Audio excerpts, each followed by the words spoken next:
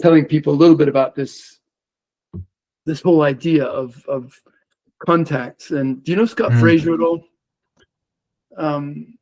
No, not You would personally. like him, No. I think.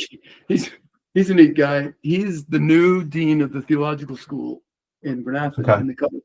Yeah, he's an interesting guy, very creative thinker, and I think it's going to be really good. And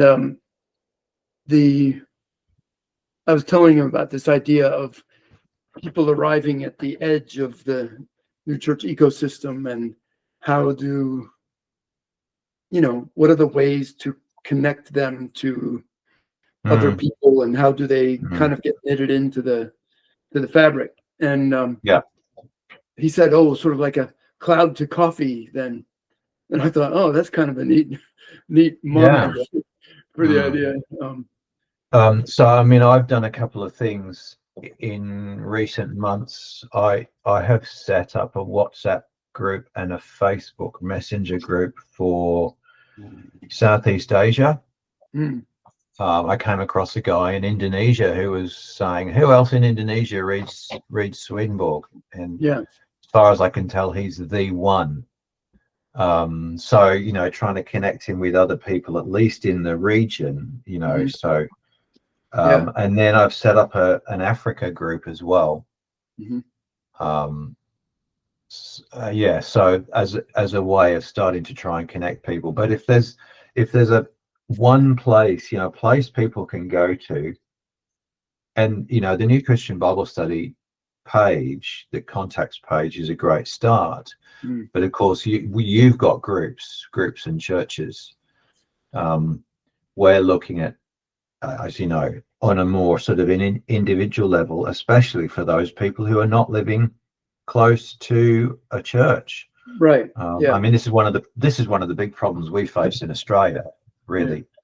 With only a handful of congregations around the country, and a great big country.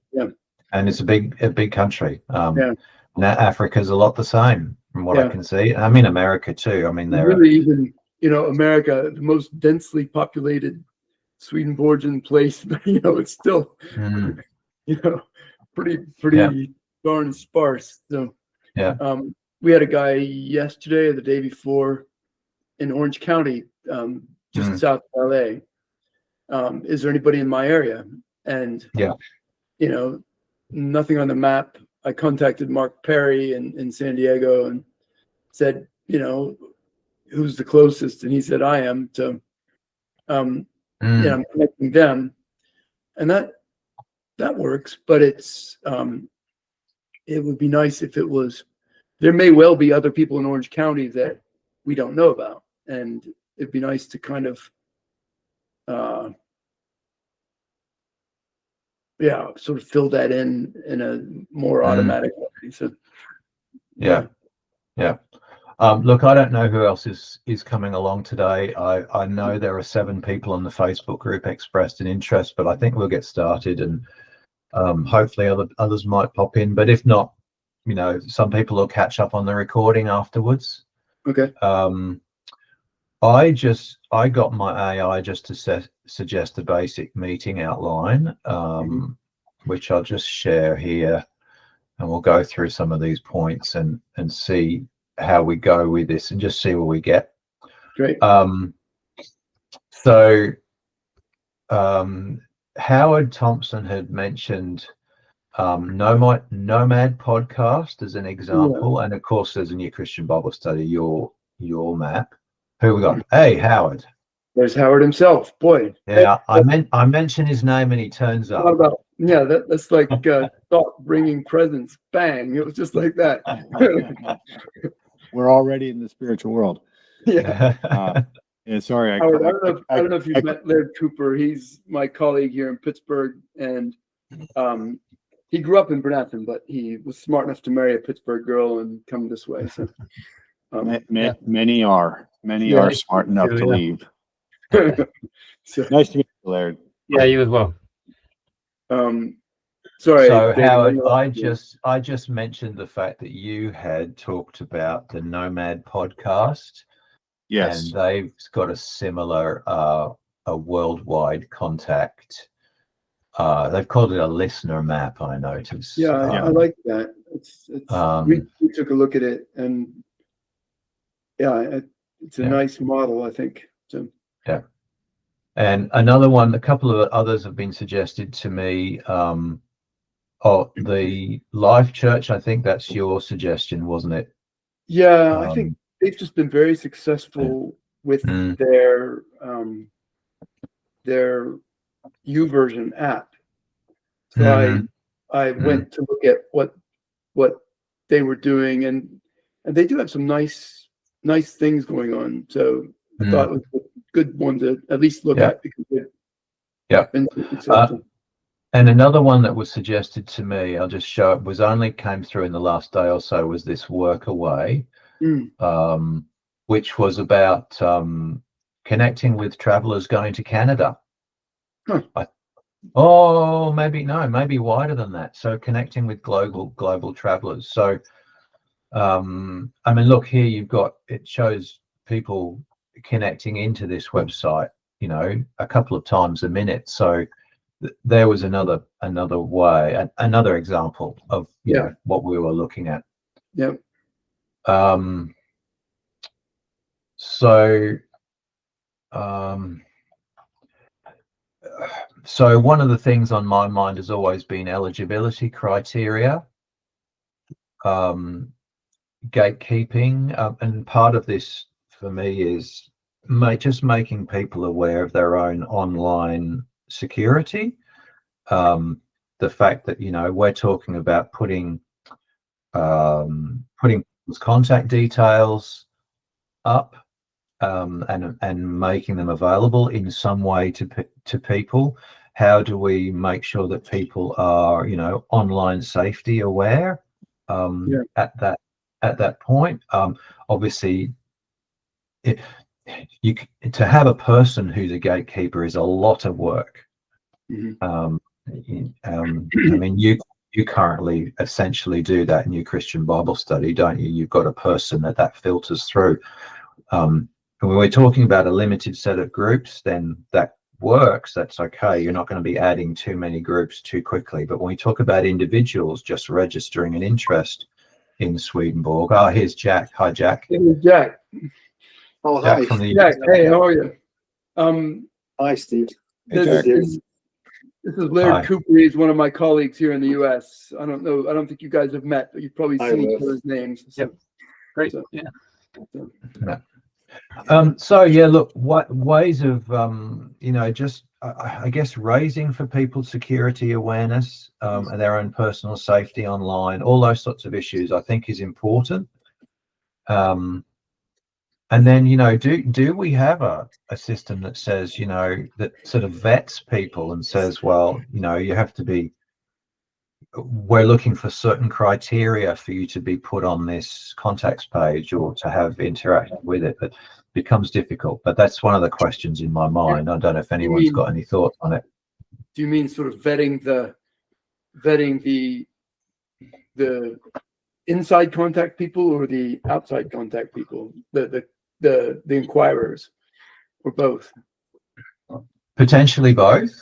Look, I'm aware there's security issues and safety and wellness issues on both sides.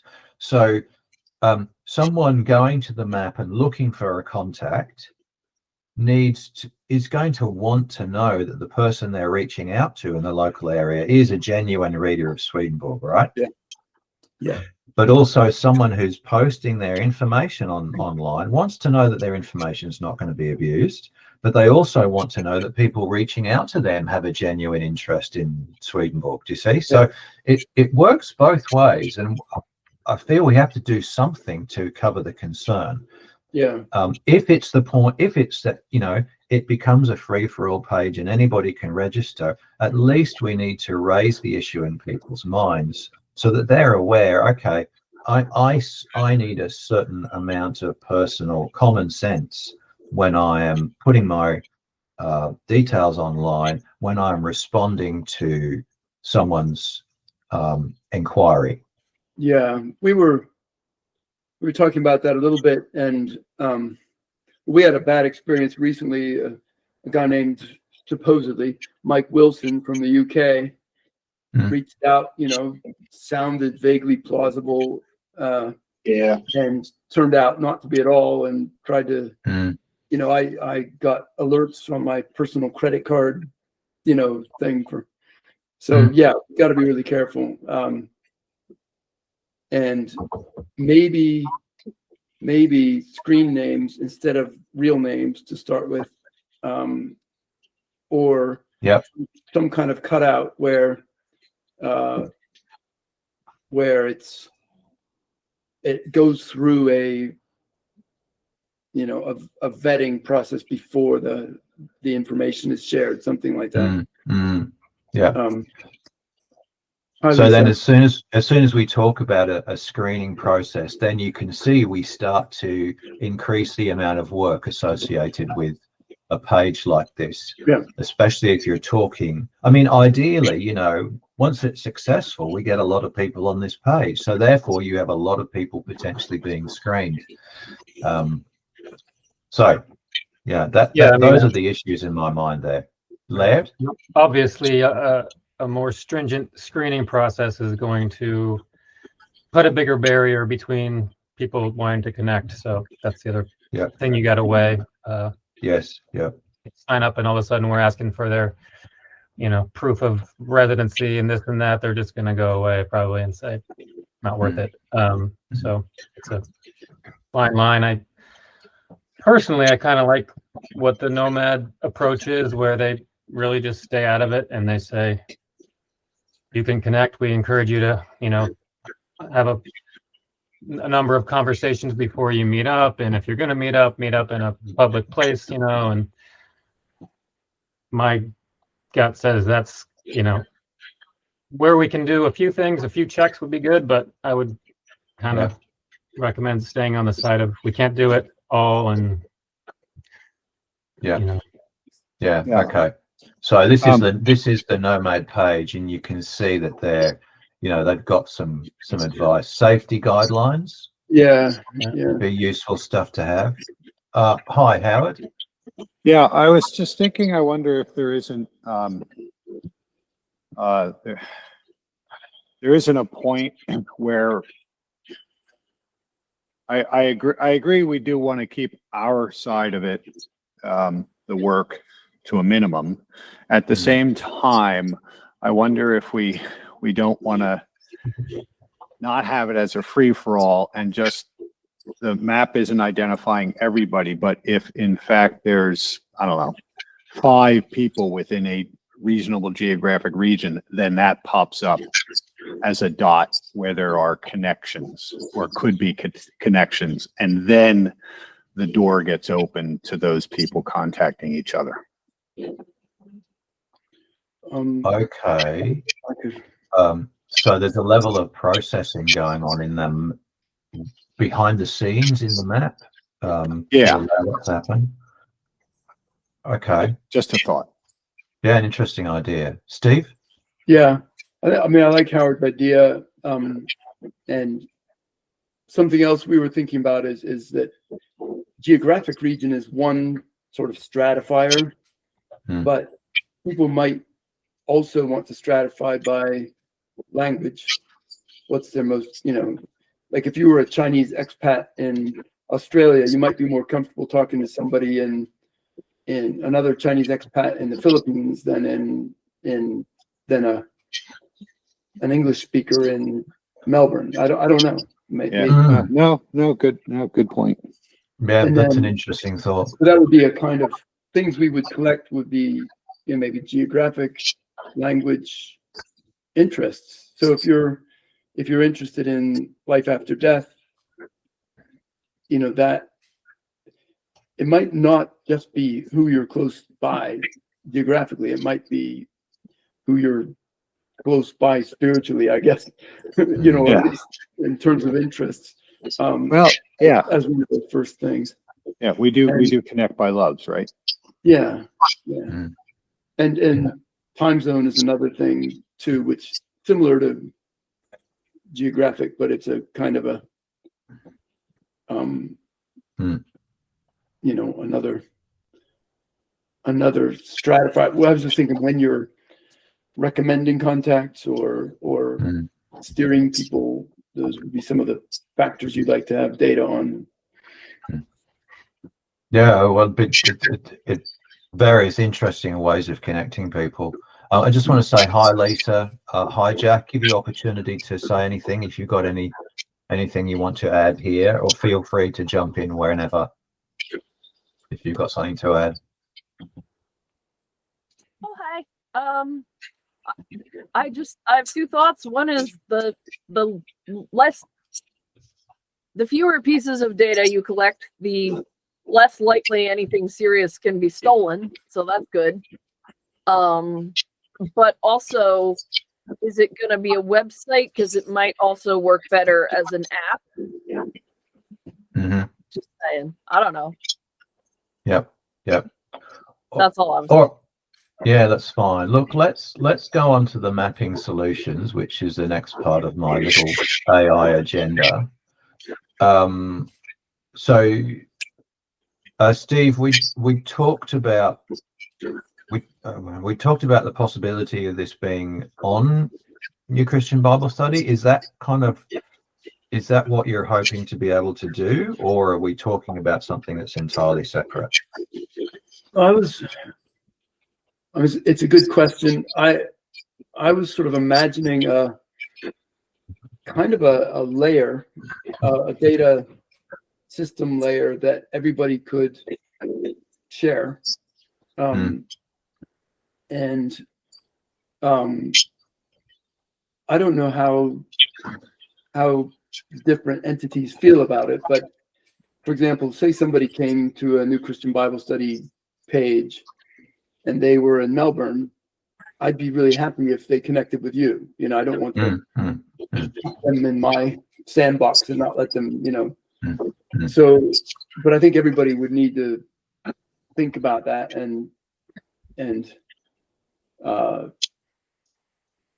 you know, be willing to share, ideally be willing to share contact with other trusted friends within that kind of ecosystem. But yeah, I mean, I have to say that the network is really formed on the idea of us sharing. So look, just as a basic thing, one of the things I'm aware of is YouTube keeps me separate from my audience geographically. Okay, so in order for me to so I've got an audience that's generally speaking in the US actually, and so very likely if I'm connecting them with groups, I'm connecting them with groups that have nothing to do with me whatsoever. In order for my local congregation to grow, I need to be able to connect to other people's new church YouTube audiences. right. And that's, so in my mind, that's what the network's built on. That we just need Swedenborgian creators out in the world creating, doing their thing, who are then prepared to connect their audience with local groups, local, you know, other audience members from across the channels. So I have a fairly loose kind of, I don't want to hold tightly the criteria of who I will allow my audience to connect with. That kind of defeats the purpose. Yeah. So Howard, if you're more open, that's fine. Yeah, sorry. I was just going to ask Howard, how do you think general church, like how would, say, Pierce and Dave feel about that? Do you think they'd play ball? Well, I definitely think they would play ball. I mean, they already have a map of congregations. For the the general church. You go to the general church and, you know, connect with the local congregation and, well, what region, what country, and it narrows it down and shows them all. I wouldn't be surprised if they wouldn't want to play ball with that with respect to like small groups. And I'll even say I'm pretty sure that their list already includes groups that aren't societies. that vaguely recall that. They have you know, contact people. Yeah, yeah. yeah. Yeah. So then go- how comfortable are they with the potential of being involved in a project which potentially recommends or makes available a much wider contact list than just the general church groups? Yeah. Well, I can't speak for them. Yeah. But I you know, they put so much emphasis on small group activity as a push that even if they wouldn't necessarily want to be involved with sharing individuals' information, at least the identification of an individual who runs a small group, I would think that they would be open for that. But I can't speak for them. I don't even know that they know I exist anymore. So. Hey, come on. So yeah, I always hear your name popping up, so it can't be that bad. I'm pretty sure that they would, but it's worth asking, and I can ask Pierce and Dave what they think, because it'd be nice if they did play ball. It'd be good too. So Lisa raised the idea of an app. Is that a better way to go? Or do we have an app and a website that work together? I mean, I'm not a tech person at all here. I don't know, what's going to work best. Laird, what do you think? You're muted, Laird. Sorry about that. I don't see a reason why it couldn't be both. I probably wouldn't. Yeah, I mean, I don't think I would force an app download, so I would probably want it on a website, but then we could also have an app if that works better. It has some, convenient features built in on your phone for communicating and sharing and location aware, all that stuff. So it has some advantages in that regard, but probably it would be a central database that could serve a website as well as an app. Okay, thanks. Howard? Just a silly question. I don't know, Laird and Steve. Don't apps cost money to create? Everything costs money to create. I would think we don't. We're not going to. I don't think anybody wants to spend $30,000 or $40,000. I don't know what the number is, but $30,000 or $40,000 to connect 6 people. Oh, we want to connect more than that. Jack. Yeah, I think I'm getting the gist of the purpose and stuff like that. But this might be a bit radical, but I'm thinking along the lines of a channel like Gaia, for example. I wonder if it would be feasible to have a subscription sort of channel, and the content on that channel could be available to everybody that's got a subscription. I mean, it might be way off the mark, but I just wanted to throw it in there in case it was important. Okay, thank you, Jack. Lisa?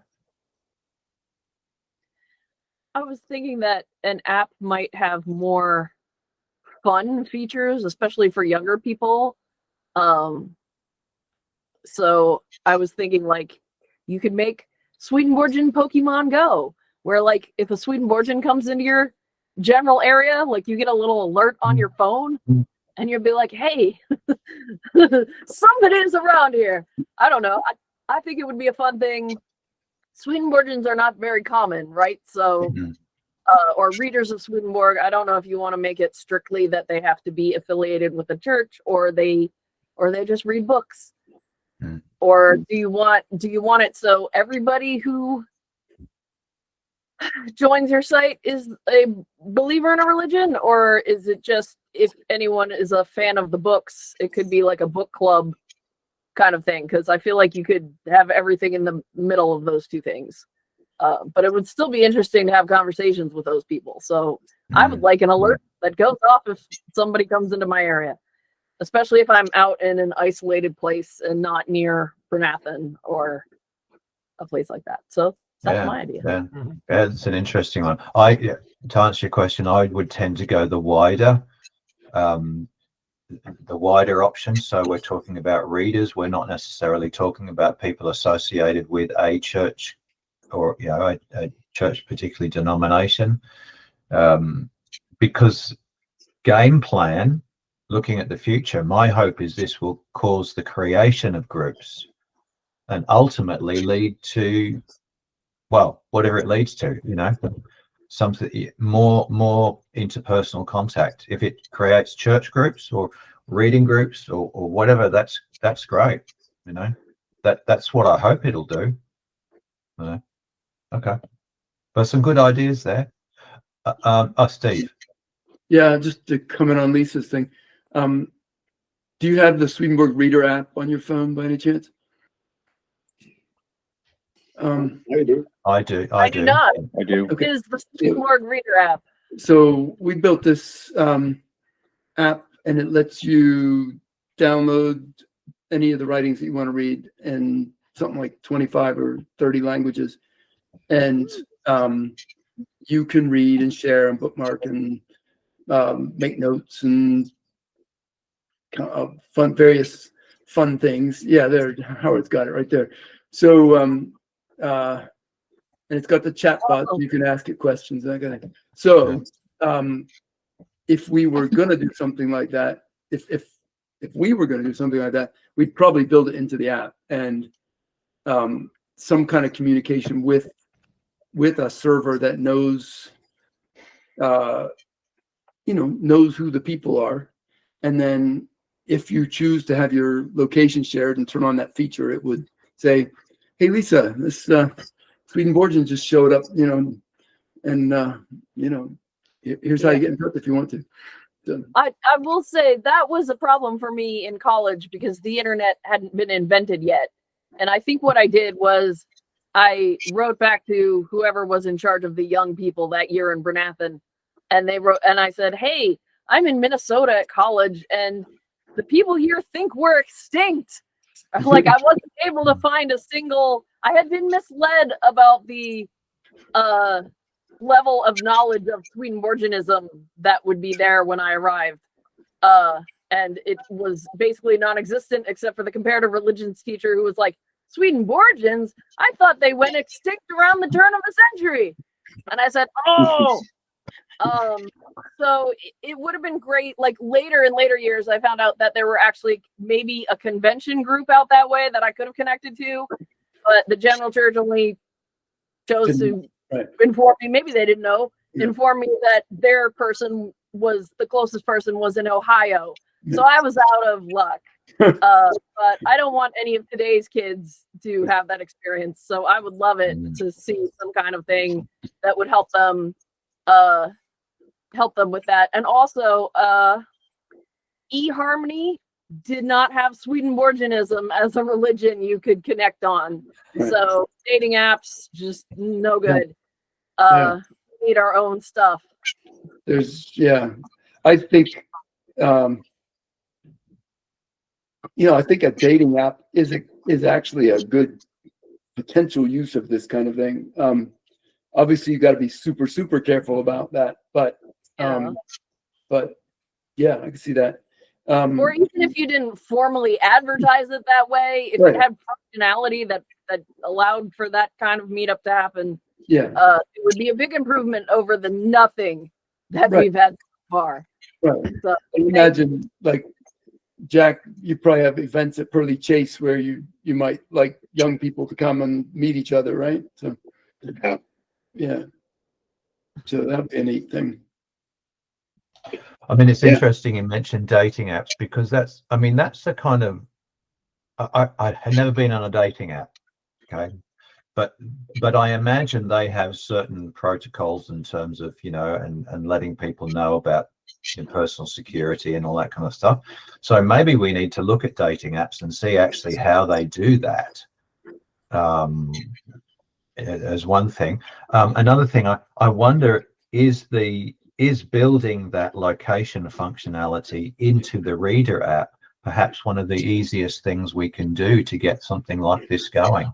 I don't know the answer to that question, but you know, is that an easy first step? I'll just put it out there and let you guys think about it. I don't know. I need to learn to code. Yeah, I'd say no, because you got to still have you still got to build the data layer, and just the you know, that front end location thing is just kind of the final piece of that. But yeah, it's not a hard thing to do if you've got if the app is communicating with a central database that knows this stuff, then that's easy. That last piece is easy. Well, you are already, Steve. You are already, you know, collecting some information from registered users. Yeah. Right. Yeah. And it's been a while since I registered, so I don't remember how much I had to give. But you know, I guess if we did get to that point, it's a simple matter of firing off an email or an invitation to all of the registered users to say, look, we have a new feature. If you'd like to sign up for it, here you go. Yeah. If you'd like to add your location, here's your, you know, here's your login link. Yeah. Yep. So how prepared would you guys at NCBS be to do that? To host this feature? I don't know how prepared we are. We're interested. Yeah, I think it's a logical next step for everybody, basically. I think all of the entities in the new church ecosystem have sort of a similar problem. We're reasonably good at getting visits or views or listens, but we're not very good at, you know, taking people from cloud to coffee, as Scott Fraser called it, from, you know, that sort of edge to being knitted together and comfortable enough to meet up and really talk about, you know, what do you believe? That's pretty. So I think that I think it's a very widespread problem, and I think it needs to be solved, and I'd like to be in the mix of whoever solves it. So one of the I'm just going to jump ahead a bit. So if NCBS does this, I would be saying that I'd be asking our creators then to promote it. So we'd be getting the creators then to promote the NCBS site, precisely because there's the possibility of connection. Right. Now take a step back to, in terms of the data you collect for people registering an account, we probably need to have some means of connecting those people, or, you know, what way are you prepared to speak to, or maybe that's just on it, you know, you make email contact first and then you work it out for yourself. Yeah, and then when you've got all the privacy rules, I mean, we can't collect somebody's data and then send it to you, but we can, or vice versa, you know, but we can collect the data and then say, would you like to get in touch with David Moffat or Jack Dunion, etc. And then they can say yes. So there's an opt-in required. Yeah. Really? Yeah. Okay. And then a sort of a cross promotion. I think let me show you. Can I screen share in here? Yeah. Yeah, you should be able to. Let me try this. I'll be with you in a minute, Jack. All right. So if I went here and here and here and here. So these are the brands. So for example, Howard, you're this one, right? So Sorry, I had to turn the screen off for a second. okay. Go ahead. Yeah, that's me. Okay. Obviously. So we get your feed and promote your videos. And Well, I Jack, had no are you- idea. Jack, are you on here? I don't know. I think in a different place. I think I'm Okay. definitely on there on the catch-ups on Roman Radio. I think. Okay. Oh, that's right. Radio. Yeah. Audio, yeah. Happy under audio there. Yeah, I think so. So English podcast. It'll be Rise and Shine might be in the search. There it is. There it is. Rise and Shine. So we're trying to link to everything we can find, but and actually, David, I think you probably were one of the inspirations for getting better at cross-linking because that's going to be really important, I think. So anyway, just I'll stop. But that was one to. Yeah. Okay. Okay. Thank you. Jack, you had your hand up before, mate. I'll let you. Yeah, I'm just thinking a way of possibly getting people together and giving them a reason to be there. Because a lot of people might be nervous about turning up at something they've never been to before and who they might be. But one way could be you could have people doing presentations or a talk of some kind, invite people to the talk and then have a discussion after it. And then people are free to leave or stay if they wish. Yeah. Okay. Yeah, I like that. Lisa. Yeah, we do those brunch events at Deborah's Tree. So we do find that it does get people to pop on the Zoom to watch a speaker talk about a Swedenborgian or sometimes a culturally related topic or just a religious topic. So we have another one coming up. They're usually the first or second of the month, and we have an events page people can look at. But I think you're on the right track. It does sometimes bring in unexpected Zoomers. And it's a non-threatening. All you're doing is signing up to listen to something, and that's not scary. Yeah. Howard. Yeah, it's not like a dating app. It is true that there are some people, especially, who find those intimidating. Yeah, I just want to mention the elephant or the left eye in the room, because on this conversation, I think, off the left eyes got to be involved. If we want to have a nice, proper representation of people worldwide who are digging into Swedenborg. Yeah. Curtis made a couple of comments on the initial Facebook post, so there is at least some level of involvement already, although they're not present in this room right now. But there's been at least some, so he's aware of it anyway. Yeah. Aware of the idea. Yeah. Yeah, I talked to Joe a little bit about it, and I think they're interested. Yeah. So. Okay. All right. What do we do next? How are we gonna push this forward? Any thoughts?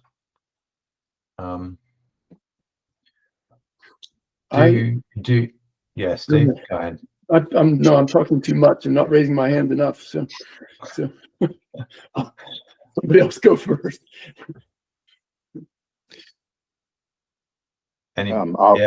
Laird? Yeah, I mean, And I then Howard. suppose Steve and I, at least from our point of view, we could spend a little bit of time and not get down to a detailed spec of what we would do, but we could kind of think about our infrastructure a little bit and present a sort of high level idea to the group and see if we think we're on the right track, and if so, we flesh it out a little more and start to think about how much of our time it's going to take and whether we have funding that would support this, or whether we need to raise additional funds specifically for this. Okay. I would note, I don't consider Elon Musk one of my spiritual advisors, but I do like some things that he says, like the best part is no part. And if we already have a part or a framework that exists, let's see if that is the place to start before creating something entirely new.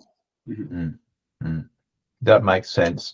You raised the point of funding, Laird, and I think that's a valuable one for us to be all aware of. And maybe do we get the creators to put the word out there that we're looking at creating this thing of some kind? Is anybody prepared to put their hand up and put a bit of money in the pot? Do we do that sort of thing?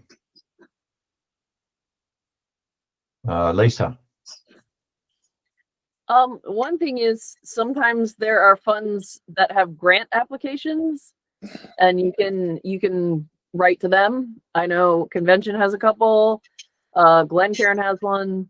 I would have to ask Roz because she writes all the grants. But it's a good way. Like, you could at least suggest it. I know I was looking into maybe building something that was like a Hangout social kind of chat or kind of thing into the website, and I found out a lot of interesting things about the limitations. Like, for example, where I live, I would have to have a Verizon business account because you can't, as a home account, have people connecting to your server. Like, if I were to build a server here, I would not be allowed to.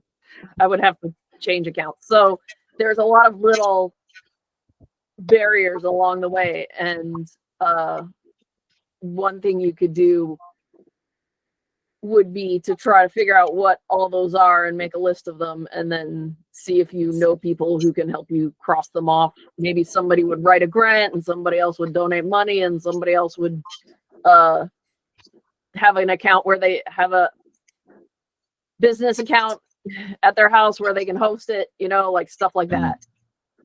The actual machine that it's going to go on.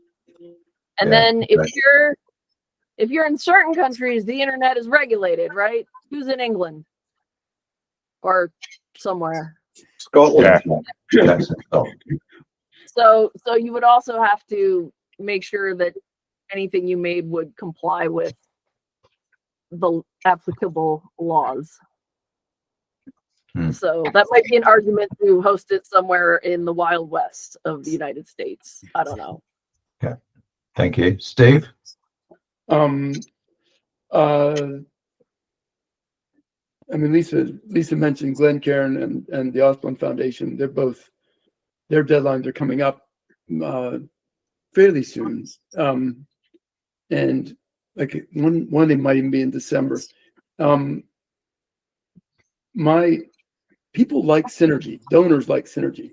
They like to see things working together. And I think it's probably fundraisable. It'd probably be a good thing for fundraising. I can imagine it. Sometimes they want to see other people having skin in the game. So, if each church was going to donate, that's harder because everybody's got budgets and budget cycles, and it takes time.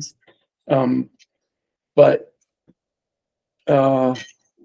there are also people who you could pick up the phone and they could write the check and never miss it. And, so I think it's a challenge, but it's not insuperable, I guess, is where I would, and the grant writing,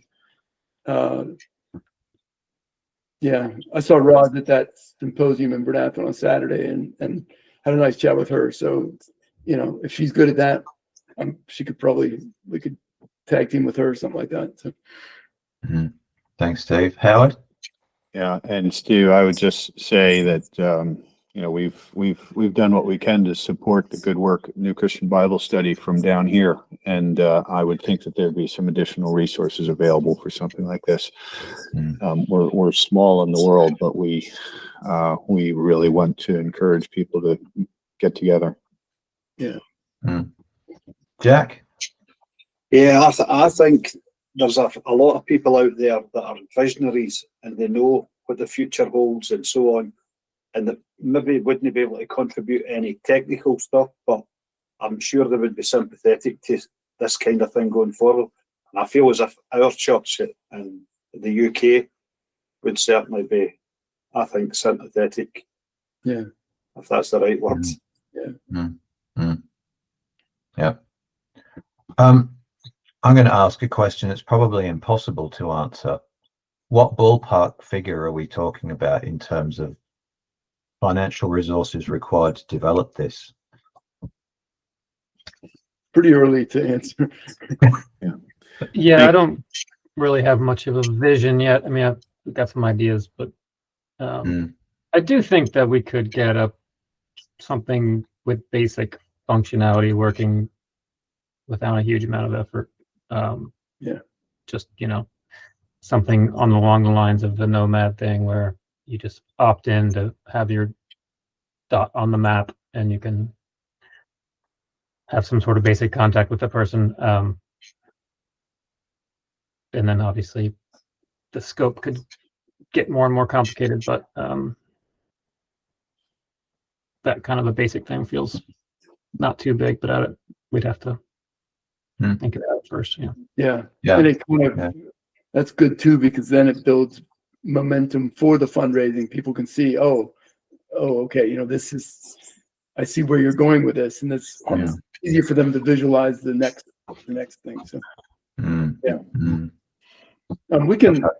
You asked about action items, so we can do what Laird said. And Howard, do you want to? Shall I talk to Pearson, Dave? Do you want to, or do you want to tag team it, or? Well, we could tag team them. I think I'm probably going to talk with Dave the next day or so on another matter, and I'm happy to lump that in. Yeah, broach that. Yeah. And then I just generally talked to Pierce about it on Friday, and he is amenable, but he's got his own, his own things he's doing, and he's not super suggestible. So but he, I think he also sees the importance of it. So it would need another phone call or two, but I think probably get it. So. Yeah. Okay. What about off the left eye, Dave? Is that something you can do? Do you want to talk to Curtis? So what am I talking to them about? Checking that if they've got some buy-in to this this project. Do they want to be? Just update them on our call now and say, hey, look, we have some interest across the spectrum here. Yeah. Well, I mean, as has been my practice with Hangouts, I've posted the recording to the network YouTube channel. I'll pop it up on the Facebook group and make sure people are aware of it, and encourage people to watch the call and all the discussions we've had, see if they've got any ideas that they want to throw in. So I'll certainly make sure that everybody's aware of this, and just try and encourage a few more people to get involved. Yeah, Steve? Just thinking about the branches. So we've got sort of 3 of the branches represented here, but Lord's New Church, I would be happy to talk to Angela Dotto and Lisa Weiss about it and just tell them what we're doing, and I think they would be on board. They're interesting because they have one little congregation in Bernathen, but they also have congregations in in Eastern Europe, especially, like Ukraine. Well, they have Sweden, Ukraine, Croatia, Serbia, maybe still something in the Netherlands, and then they have Lesotho in South Africa. Quite a few down there. So that'd be a good one to. Yeah, Lesotho's had connection with the New Church in Australia through the college here. Oh right, yeah, David Miller. Yeah. Yeah. So that's interesting possibility. Jack. Yeah, David, I know you'll be familiar with SOLSE, the Swedenborg Open Learning Centre in the UK here. So it's our kind of educational side.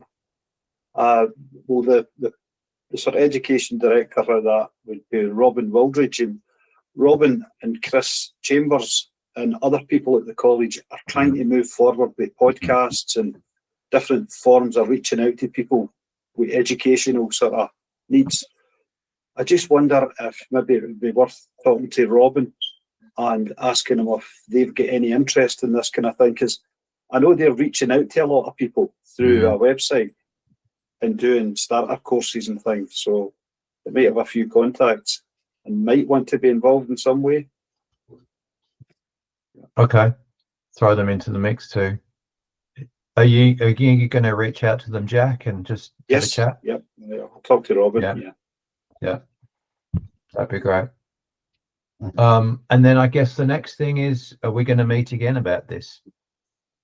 And when do we do that? How long do you guys need to, particularly, doing through all the tech stuff, that you've got to think about? How long do you need before is a reasonable time to meet again and have another chat? Or do we just let you go, and then when you've got something, you put your hand up and say, let's meet again? Do we do it that way? Yeah. I'm just thinking about the grant cycle. If we were going to try and do it, we had to fast track this because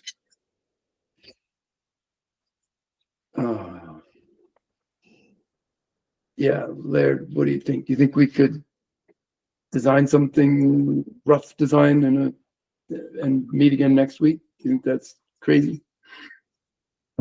No, I mean, I honestly don't think we should get too far ahead also, because I don't really know that everybody's on the same page in terms of what we want to do until we kind of present something.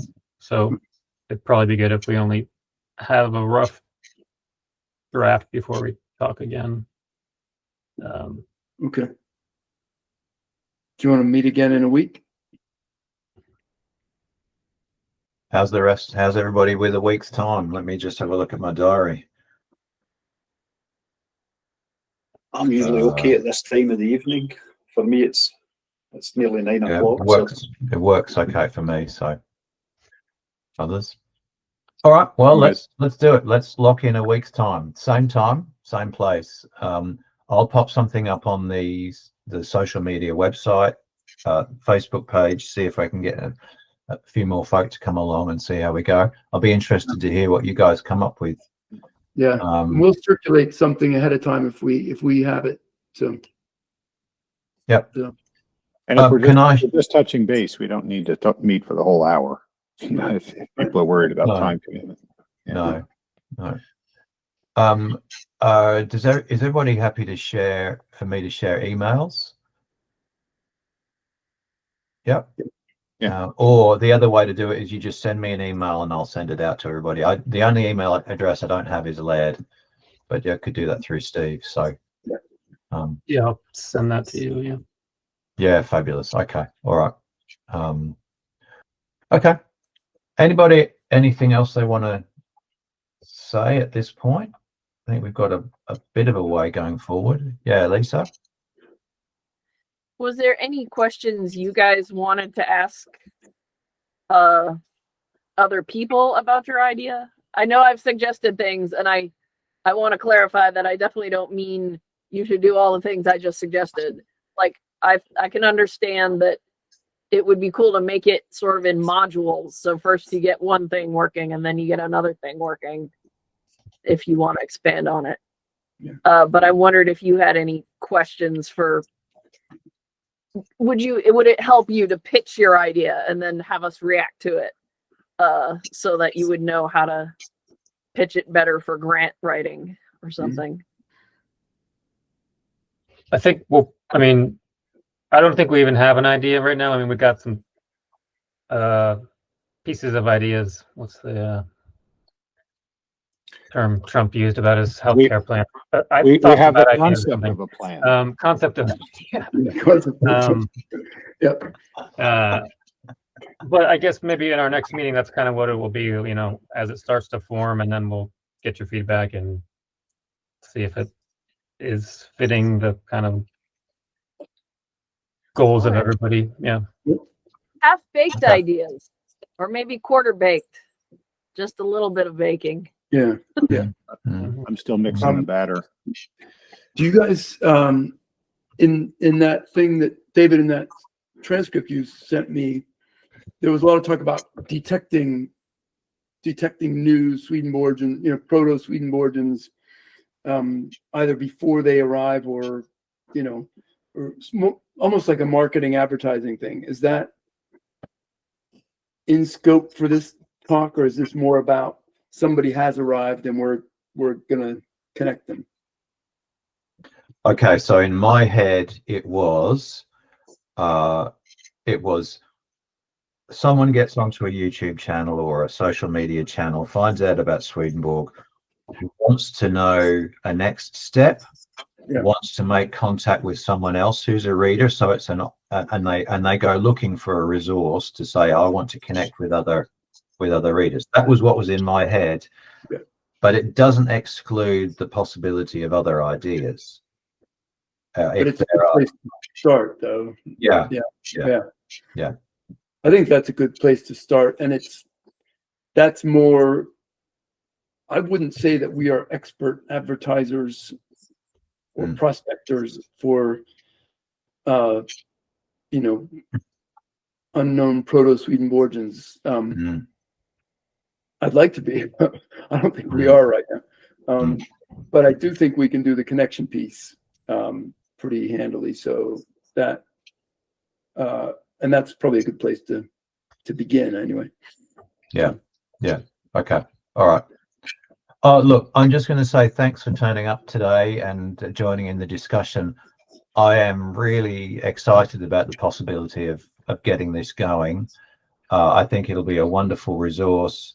I can see ultimately, I know NCBS, you're going to be doing a lot of the legwork on this, but I hope also it's something that you benefit from too, because it'll, you know, you'll have the creators behind you basically pushing your website out there, hopefully more. So look, thanks for this morning or this evening or whenever you happen to be meeting us, and I look forward to having a chat again in a week's time. Maybe we'll get a few more faces along, we'll see. Good. Okay. Good to see you. Good to see everybody. Good luck for the rest of the week. Hope all goes well. Yep. Cheers, ya. bye. Bye bye. Bye now. Bye. Oh, bye.